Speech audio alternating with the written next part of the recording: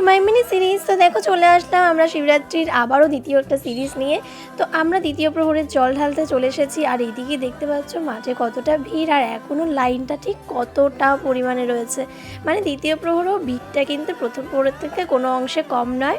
ভেতরে তো তোমরা দেখতেই পাচ্ছ প্রচুর পরিমাণে ভিড়, আর এক একটা মানুষ না প্রায় মনে হয় 10 থেকে 15 মিনিট করে জল ঢালছে। যাই হোক, আলটিমেটলি আমাদের সময়টা আসলো, আমরা জল ঢালছি।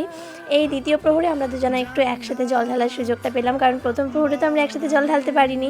আর জল ঢেলে নিয়ে ও এখানে সমস্ত ফলগুলো দিয়ে দিচ্ছে, আর এখানে জল ঢালতে ফুল দিতে দেরি, ওরা কতক্ষণে নামাবে ওরা খালি সেটুকুই ভেবে যাচ্ছে। যাই হোক, এটা তো পুজো দিলাম আমরা, অঞ্জলি টঞ্জলি নিয়ে আমরা চলে এসেছি এখানে প্রসাদ নিতে। আর যেহেতু প্রসাদ আমরা এর পরে সেই ভোর 4-5টার সময় আর পাবো না, সেই জন্য প্রসাদটা আগে আগে নিয়ে মায়ের হাতে ধরিয়ে দেবো। ওই যে আগে সিরিজে বললাম মা এসেছে, মায়ের কোনো ফুটেজ তো আমি নিয়ে আমি ভুলেই গেছি।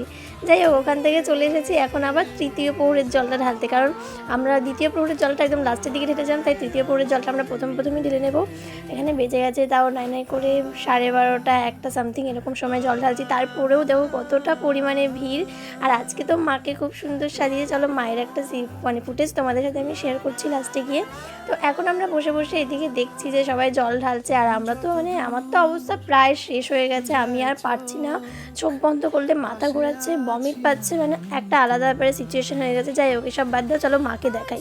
আজকে মাকে কত সুন্দর একটা রানী কালারের শাড়ি পরিয়েছে, সাথে অনেক গয়না পরিয়েছে, আর মালাটা দেখো ঠিক কতটা বড়।